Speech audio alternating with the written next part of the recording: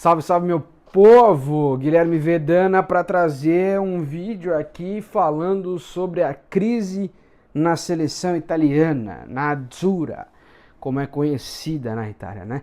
A Itália, para quem não está acompanhando, é a terceira Copa do Mundo que a Itália não irá participar em 2026, né? A última Copa que a Itália participou foi a Copa de 2014, que a gente tem arrepio só de lembrar, que foi aqui no Brasil, né? E foi a última aparição da Itália em Copas. Até naquele lance envolvendo o Suárez e o Chiellini. Vou deixar a imagem para vocês aí. O que está acontecendo? Está acontecendo uma crise enorme na Federação Italiana de Futebol e isso está refletindo no gramado há alguns anos já.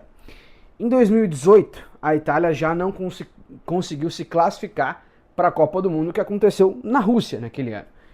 E aí, beleza, uma Copa fora já foi estranho para a maioria dos acompanhantes e dos amantes de futebol, já foi esquisito não ter a Itália nesta Copa de 2018. Passa-se o tempo, a Itália também não se classifica para a Copa de 2022, mesmo ganhando a Euro em 2021, na Eurocopa, que é o torneio só de seleções europeias. Mesmo em 2021 conquistando esse título, em 2022 não consegue se classificar para a Copa no Catar. Começou a preocupar ainda mais. E agora em 2026 a Itália está fora da Copa do Mundo novamente. Perdeu no que a gente pode chamar de final da repescagem, que foi contra a Bósnia. Perdeu nos pênaltis, empatou o tempo normal em 1-1, saiu derrotada nos pênaltis e está fora de mais uma Copa do Mundo. Ou seja, são 3 Copas de fora. São 8 anos de ciclo de Copa do Mundo jogado fora praticamente pela seleção italiana.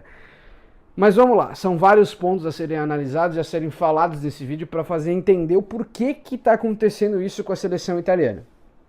Vamos lá.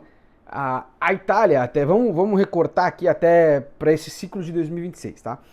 A Itália, ela tinha o Gattuso como técnico, o Gattuso que foi um dos grandes jogadores do futebol mundial, aí jogou no Milan, enfim, todo mundo lembra do Gattuso.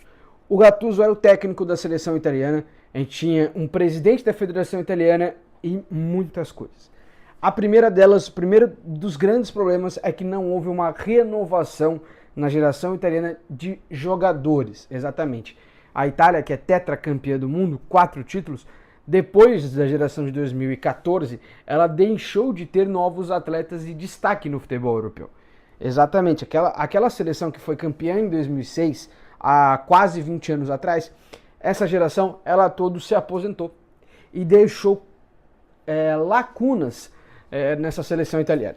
Hoje, os principais jogadores, para vocês terem uma ideia, os principais jogadores que jogam na Liga Italiana, né, de futebol, na Liga de Clubes, a maioria não são italianos, que são os destaques. A gente tem Paulo Dybala, que é argentino, a gente tem o Lukaku, que eu nem lembro se está lá ainda, acho que está lá na Napoli, o Lukaku, que é belga. A gente tem outros nomes no futebol italiano, o próprio Lautaro Martinez, argentino. Então assim, a gente tem outros nomes, que o Rafael Leão, do Milan, que é português. Então assim, os principais nomes da Liga Italiana nem italianos são. A gente tem hoje o Barella, que joga na Itália e é italiano, joga na Inter de Milão.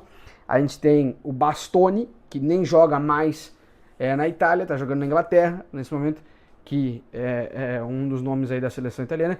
E a gente tem um nome muito antigo que já está no futebol há muito tempo, que é do El Shaarawy, né? Mas enfim, é o que eu estou falando, não se houve renovação. Eu citei 3 nomes de jogadores italianos que estão na seleção e 2 deles são jovens, da jovem safra. O Shaarawy já é um cara que está mais perto da aposentadoria do que do auge.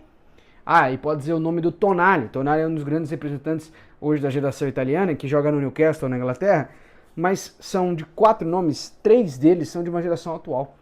E não se tem mais aqueles caras que fizeram sucesso e conquistaram o mundo algumas vezes.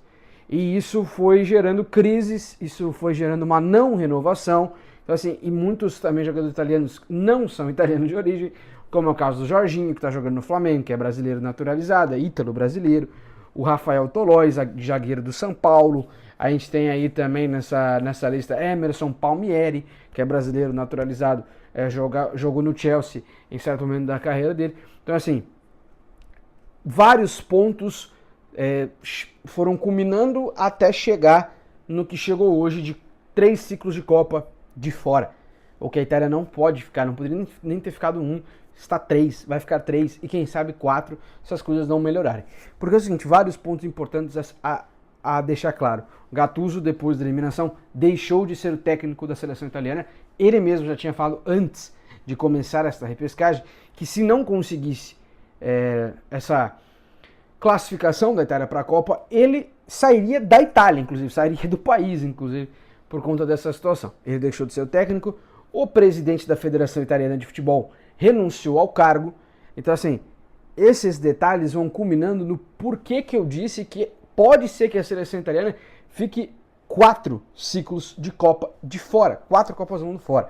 Mas isso é futuro, é prospecção, pensando no momento atual e o que isso pode impactar lá na frente. Mas lógico que ainda é muito cedo para citar. A gente tem, eu fui lembrar agora do Donnarumma, que é um dos grandes nomes da geração atual italiana, joga no Manchester City. Então assim, pode ser que surjam nesses anos, próximos 4 anos até 2030, outros nomes que possam salvar a seleção italiana de alguma maneira, se é assim que se pode se dizer.